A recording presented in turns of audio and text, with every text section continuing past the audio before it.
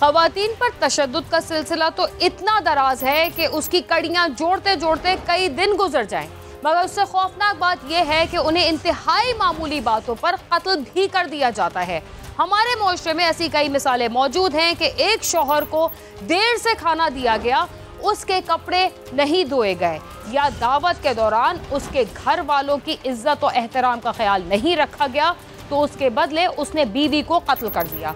दुख की बात तो ये है कि इस तरह के वाक़यात मुल्क के किसी एक हिस्से में या एक तरह की सोच रखने वाले इलाकों में पेश नहीं आते, बल्कि छोटे गांव हों या बड़े शहर, दोनों जगह रहने वाले मर्दों का ख़वातीन के साथ ये जालिमाना रवैया बिल्कुल एक जैसा ही दिखाई देता है।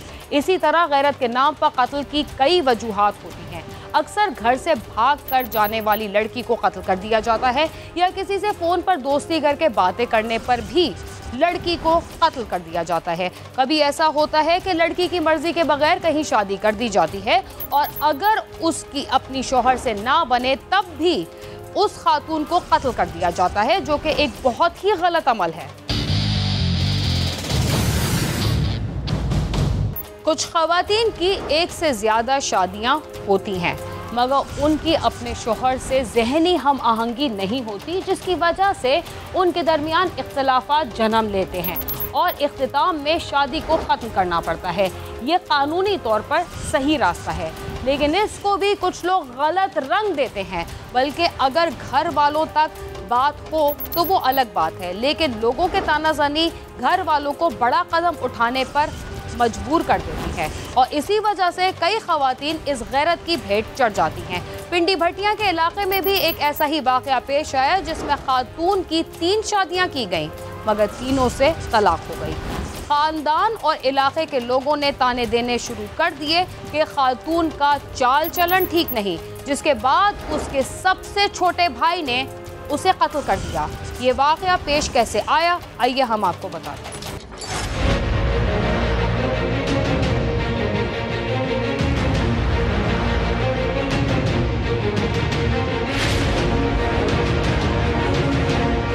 शहादत मोहम्मद कसीसे थाने की हदूद में वाक़या विजवा गांव का रिहायशी है। इसके 5 बच्चे हैं, 2 बेटियां और 3 बेटे। साजिदा बीबी तीसरे नंबर पर थी। शहादत ने साजिदा की पहली शादी 2008 में की थी, मगर वो ना चल सकी। ये एक विजवा गांव है, हमारा थाना कसीसे के इलाके में, वहाँ के रहने वाले थे।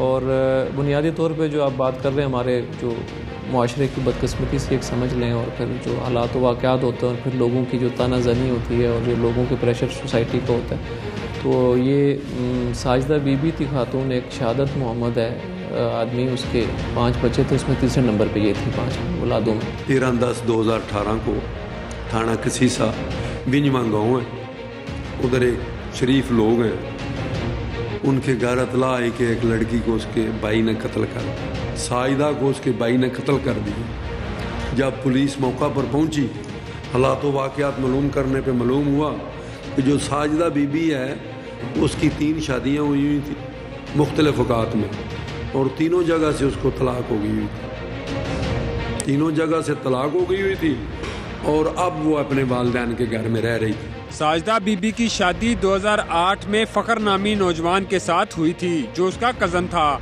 ये शादी 1 से 1.5 साल तक चल सकी, मगर फिर तलाक हो गई। साजिदा की दूसरी शादी अहमद नाम के लड़के से हुई थी, उससे भी तलाक हो गई। तीसरी शादी साजिदा बीबी के वालिदैन ने इमरान नामी नौजवान से की थी, मगर वो शादी भी बदकिस्मती के साथ नहीं चल सकी। तलाक होने के बाद साजिदा अपने वालिदैन के घर आ गई थी। सफदर शहादत का सबसे छोटा बेटा था, और वो 9वीं जमात का तालिब इल्म था। पहली शादी उन्होंने 2008 में की है।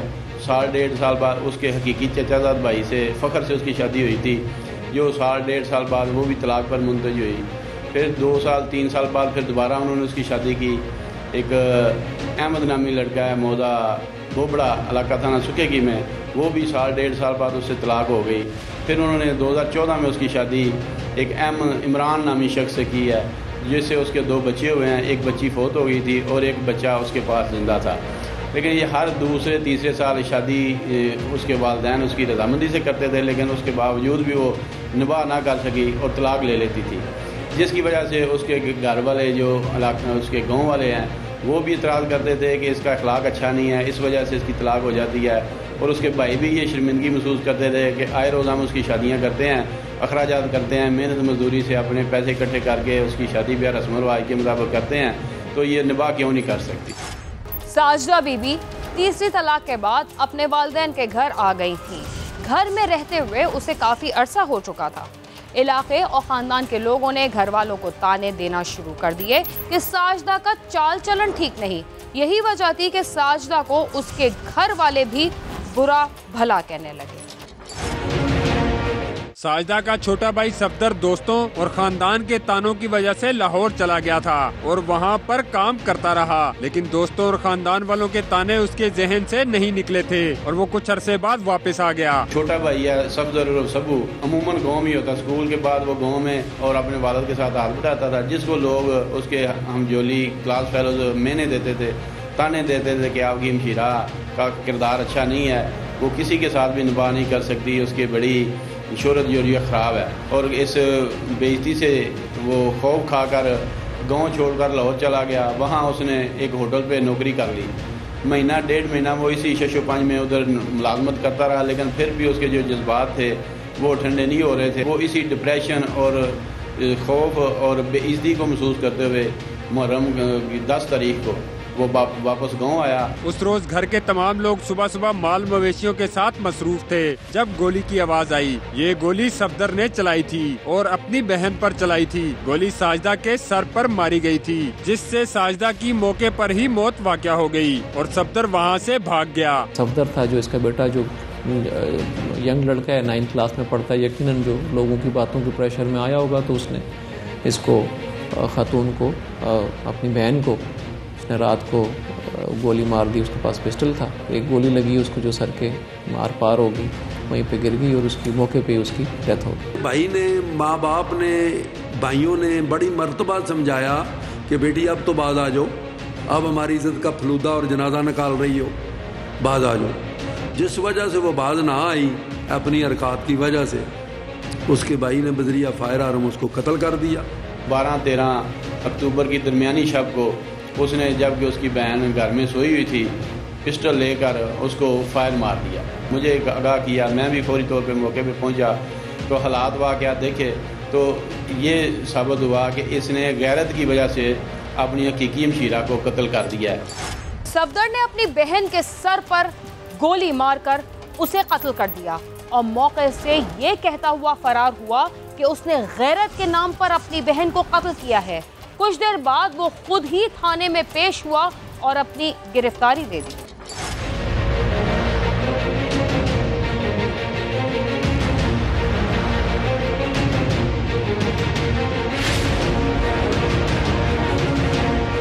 सफदर ने साजिदा के सर पर गोली मारी तो शोर शुरू हो गया। घर वालों के मुताबिक उसने मौके पर कहा कि वो तानों से तंग आ गया था, इसलिए उसने अपनी बहन को कत्ल कर दिया। अब वो पुलिस के सामने पेश होने के लिए थाने जा रहा है और उसने ऐसा ही किया। सफदर ने कत्ल के बाद गिरफ्तारी दे दी। गिरफ्तारी देने के बाद पुलिस ने 311 की दफा शामिल कर ली ताकि सफदर को कोई माफ न कर सके। वालिद ने बताया कि वो और बाकी घर वाले, चूँकि कोई 3:50 का टाइम था गालिबन, तो उठ चुके थे और जानवरों के साथ अपने वो मसरूफ़ थे, तो उन्होंने इसके शोर शराबे की फायर की आवाज़ सुनी तो देखा कि सफदर जो है उसका भाई है, वो उसको फायर कर रहा था और फायर करते ही फिर वो मौके से भाग गया। छोटा लड़का है, वो कम उम्र लड़का है, उसने कहा जी कि मैं खुद अपने आप को थाने में पेश करूंगा और फिर वो वेपन के साथ थाने में पेश भी हो गया। पिंडी भटिया पुलिस ने गैरत के नाम पर कत्ल होने की वजह से साजिदा बीबी के कत्ल में 311 की दफा शामिल की ताकि बाद में उसे कोई सजा से ना बचा सके। लेकिन साजिदा बीबी का कजन कहता है कि ये मामला गैरत के नाम पर कत्ल का नहीं था। शायद इसी वजह से पुलिस ने 311 की दफा शामिल की कि इसको बचाने की कोशिश की जाएगी। ये जो दफा 311 है, इसका मकसद ही ये है कि ये जो 302, 311 गैरत के नाम पे जो कत्ल होते हैं उनके साथ 311 लगाई जाती है और मोस्टली जगहों पे पुलिस जो है वो इसकी मुद्दई बनती है ताकि मुलजम ने जो काम किया है, जो एक्ट किया है, जो कत्ल किया है, उसकी तो कम से कम सजा मिले उसको। इसके लिए हमने सेशन कोर्ट में रिट की हुई है अभी बाई AB की, ठीक है ना सर, और हम चाहते हैं कि हमारे साथ इंसाफ हो। पहले ही हम बहुत परेशान हैं और दूसरे नंबर पर हमें ये पुलिस हमारे साथ ज्यादती कर रही है। कोई ऐसा गैरत का मसला नहीं है सर। गैरत के नाम पर कत्ल करने के बाद रिश्तेदारों की कोशिश होती है कि किसी तरह कातिल को बचा लिया जाए और उसके लिए वो मुख्तलिफ हरबे भी इस्तेमाल करते रहते हैं। लेकिन अगर शवाहिद और तफ्तीश में कमी ना हो तो ऐसे मुल्जिम बच नहीं सकते। ऐसे मुल्जमान को अगर सख्त से सख्त सजा दी जाए तो मुआशरे की रविश को तब्दील किया जा सकता है। साथी रिपोर्टर बिलाल अकबर और कैमरामैन चिराज अहमद के साथ नईम जंजुआ, समा, पिंडी भटिया। लोगों के तानों से तंग आकर एक भाई ने अपनी बहन को मार डाला और जिस तरह से उसने अपनी गिरफ्तारी खुद दी, उससे ये बात साबित होती है कि उसको इस शर्मनाक हरकत पर पशेमानी नहीं है बल्कि फख्र है। ये एक बहुत अफसोसनाक और तशवीशनाक बात है जिस पर गौर करने की ज़रूरत है। प्रोग्राम क्राइम सीन में वक्त हुआ एक मुख्तसर से वक्फे का, जिसके बाद हम दोबारा आपके साथ होंगे। तब तक आप समा के साथ ही रहिए।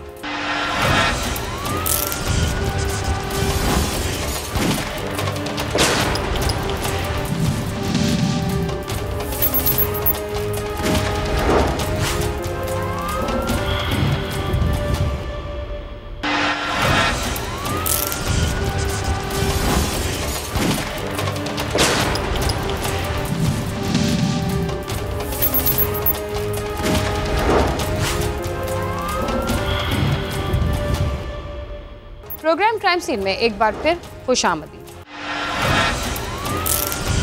किसी घर का कफील कत्ल हो जाए तो उस घराने पर क्या गुजरती है इसका अंदाजा लगाना कोई मुश्किल नहीं। कमाने वाला मर गया तो खाने वाले तो जीते जी ही मर जाते हैं। ऐसे मुतासरा अफराद की अजियत में उस वक्त कई गुना इजाफा हो जाता है जब उन्हें ये मालूम होता है कि कातिल का कुछ पता ठिकाना नहीं और पुलिस भी हाथ पर हाथ धरे बैठी है। ऐसे अफराद इतने बेकस और बेबस होते हैं कि वो अफसरान के दफातर के चक्कर काटने और घर बैठकर रोने के अलावा कुछ नहीं कर पाते, क्योंकि हमारे मुल्क में पुलिस भी शायद जराइम की नौयत की बजाय जगह और मुतासरा अफराद के मकाम देखती है। बड़ा इलाका हो और मुतासरा फरीक भी बाअसर हो तो फिर पुलिस बर वक्त कार्रवाई करती है, और अगर छोटा इलाका और मुतासरा फरीक गरीब और लाचार हो तो फिर पुलिस कोई कार्रवाई करना तो दरकिनार, उल्टा मुतासरा फरीक को तो थाने के पास भी नहीं भटकने देती कि शायद उनका वक्त ज़ाया ना हो जाए। राजनपुर में एक गरीब घराने का कफील घर से बेटी के जहेज का सामान लेने निकला और फिर लापता हो गया। 5 रोज बाद उसके बारे में एक ऐसी खबर आई जिसे सुनकर उस घराने पर गोया कयामत टूट पड़ी। इस घराने के सरबराह के साथ ऐसा क्या हुआ कि घर के बाकी सारे लोग जिंदा दरगोर होकर रह गए। आइए हम आपको बताते हैं।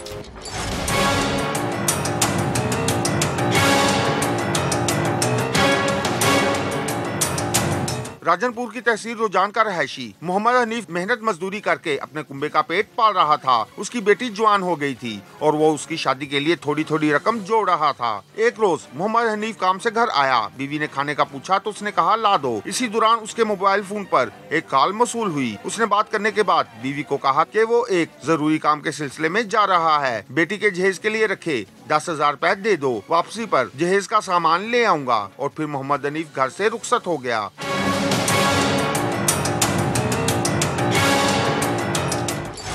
घर से मोहम्मद हनीफ गया।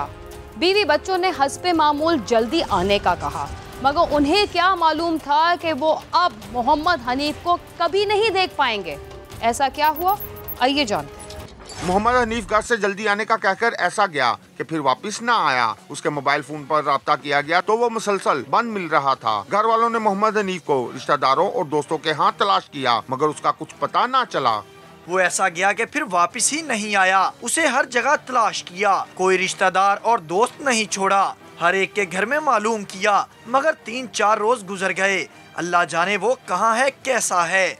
मोहम्मद हनीफ की गुमशुदगी को 5 रोज गुजर गए। घर वालों को उसके बारे में कोई खैर खबर ना मिली। वो सब इंतहाई परेशान थे कि अचानक उनके घर ऐसी इत्तला आई कि सबके पैरों तले से गोया जमीन सिरक गई।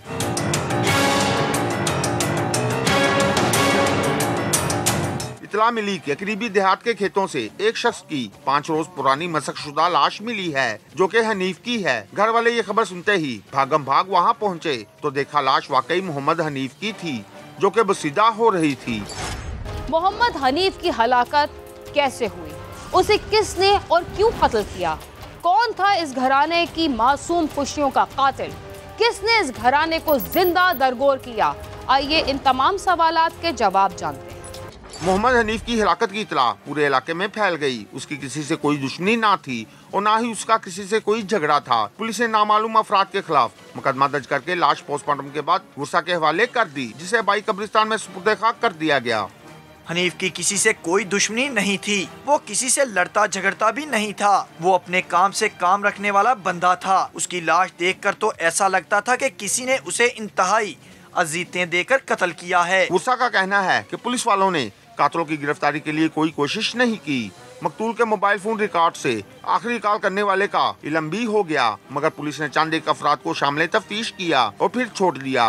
और अब 5 माह होने को आए, पुलिस मुलजमान को ना ही गिरफ्तार कर सकी और ना ही मंजर-ए-आम पर ला सकी। अगर हमें इंसाफ ना मिला तो हम फिर एहतजाज करेंगे और ये सिलसिला जारी रहेगा। मकतूल की बेवा और बच्चों का कहना है कि कोई तो उन्हें बताए कि उनके सर से साया छीनने वाला जालिम कौन है और उसको कौन कैफरे किरदार तक पहुंचाएगा। क्या इस मुल्क में गरीब को भी इंसाफ मिल पाएगा। 5वां महीना मेरे शोहर को कत्ल किते ने, पुलिस थानेदार सारा कोई काम नहीं करेंदा, मुजरिम को पकड़ते छोड़ नहीं देन, पैसे गिनते उन्हें को गिरफ्तार नहीं करें दे। मकतूल के वुसा रहले इलाका ने चीफ जस्टिस ऑफ पाकिस्तान और वजीर आजम इमरान खान से अपील की है कि उनकी दाद रसी की जाए। पुलिस को हिदायत की जाए कि कातिलों का सुराग लगाकर उन्हें इबरतनाक इंजाम तक पहुँचाया जाए।